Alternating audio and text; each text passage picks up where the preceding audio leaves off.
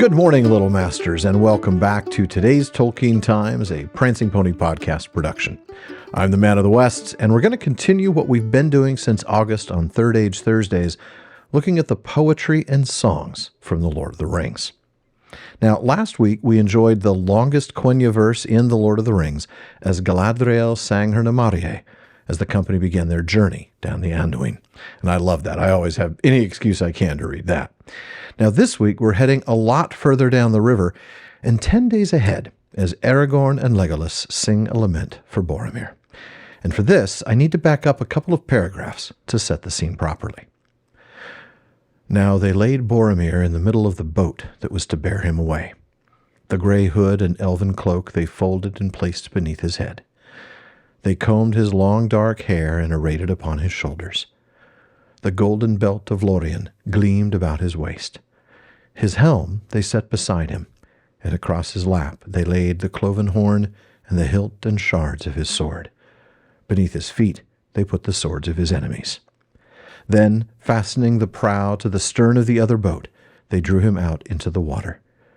They rowed sadly along the shore, and turning into the swift-running channel, they passed the green sward of Parth Galan.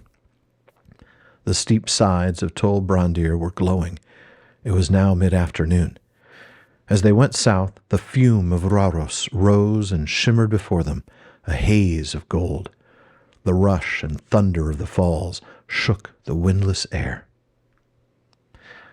Sorrowfully, they cast loose the funeral boat. There Boromir lay, restful, peaceful, gliding upon the bosom of the flowing water. The stream took him while they held their own boat back with their paddles. He floated by them, and slowly his boat departed, waning to a dark spot against the golden light, and then suddenly it vanished. Rauros roared on unchanging. The river had taken Boromir, son of Denethor, and he was not seen again in Minas Tirith, standing as he used to stand upon the White Tower in the morning. But in Gondor, in after days, it long was said that the elven boat rode the falls and the foaming pool, and bore him down through Osgiliath, and past the many mouths of Anduin, out into the great sea at night under the stars. For a while the three companions remained silent, gazing after him. Then Aragorn spoke. "They will look for him from the White Tower," he said, "but he will not return from mountain or from sea." Then slowly he began to sing. Through Rohan, over fen and field, where the long grass grows, the west wind comes walking, and about the walls it goes. What news from the west, O wandering wind, do you bring to me tonight? Have you seen Boromir the Tall, by moon or by starlight?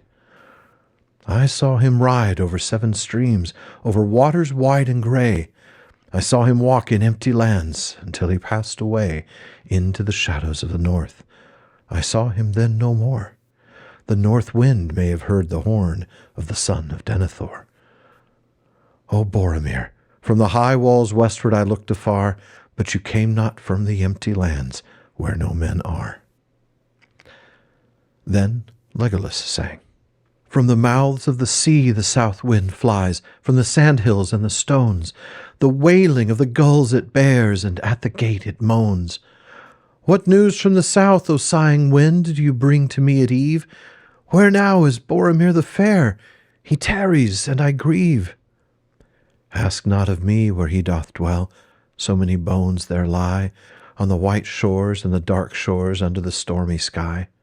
So many have passed down Anduin to find the flowing sea. Ask of the north wind news of them, the north wind sends to me. O Boromir, beyond the gate the seaward road runs south, but you came not with the wailing gulls from the grey sea's mouth. Then Aragorn sang again. From the gate of the kings the north wind rides, and past the roaring falls, and clear and cold about the tower its loud horn calls. What news from the north, O mighty wind, do you bring to me today? What news of Boromir the bold, for he is long away? Beneath Amon Hen I heard his cry, their many foes he fought. His cloven shield, his broken sword, they to the water brought. His head so proud, his face so fair, his limbs they laid to rest. And Rauros, golden Rauros falls, bore him upon its breast. O Boromir, the tower of guard shall ever northward gaze, till Rauros, golden Rauros falls, until the end of days. So they ended. Then they turned their boat and drove it with all the speed they could against the stream back to Parthgallen. "You left the east wind to me," said Gimli, "but I will say naught of it." "That is as it should be," said Aragorn. "In Minas Tirith they endure the east wind, but they do not ask it for tidings." Now this lament is made up of rhyming couplets, right? Grows, goes, tonight starlight, more Denethor, and so on.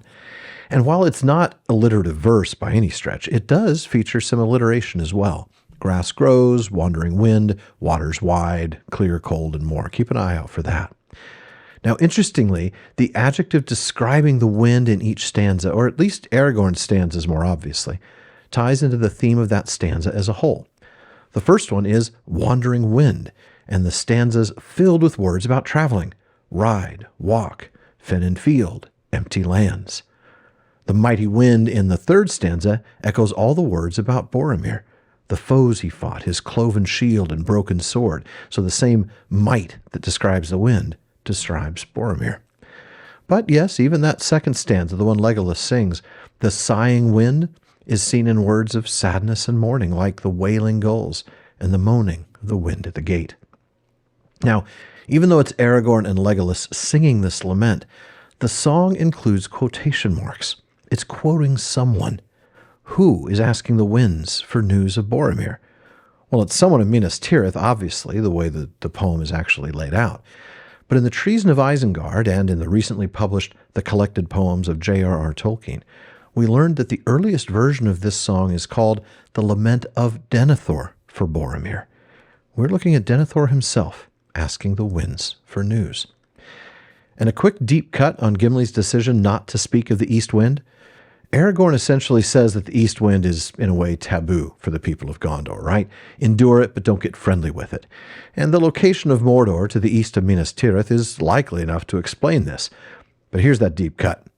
In The Drowning of Anadune, that's the unfinished version of the Numenor story that was published alongside the Notion Club papers in Sauron Defeated, 9th volume of History of Middle-earth, we're told that the east wind was associated with funeral rites among the king's men in Numenor. The custom of sending their bodies adrift to sea in an east wind grows up, and also the east wind begins to symbolize death. So that would explain why we don't ask the east wind for tidings. Now, some more thoughts on this from a source I don't think I've referenced before on this show, Paul Kocher's The Master of Middle-earth.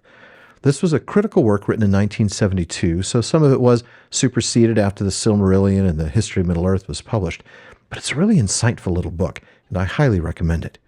Kocher observes that Aragorn's grief for Boromir is notably tender and generous, his funeral lament heavy with a sense of loss.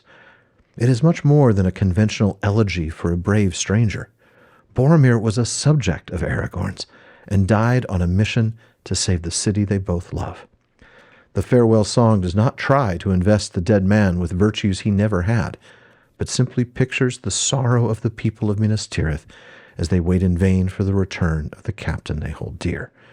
Now again, he could not have known in 1972 that it was specifically Denethor's sorrow, but everything he says there is really, really insightful and true.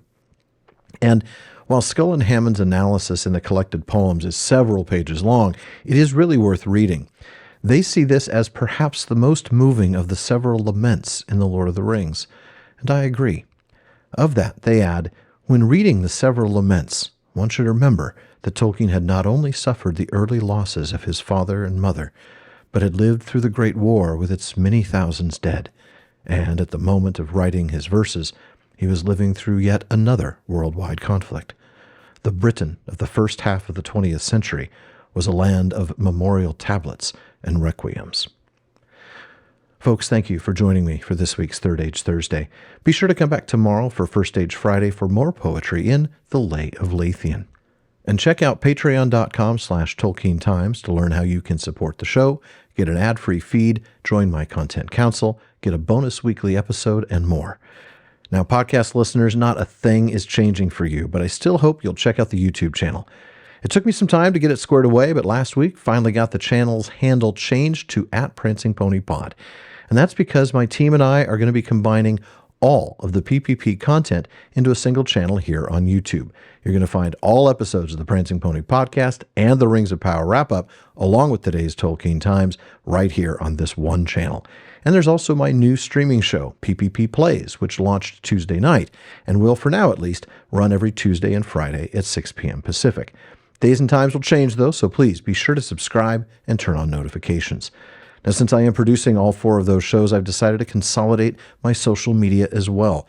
So be sure you're following @PrancingPonyPod on Twitter, Blue Sky, Instagram, TikTok while it's around, and really anywhere else. The other handles, @RingsWrapUp and @Tolkien Times, will be parked or maybe even retired at the end of this week. Finally, as Faramir says, go with the goodwill of all good men.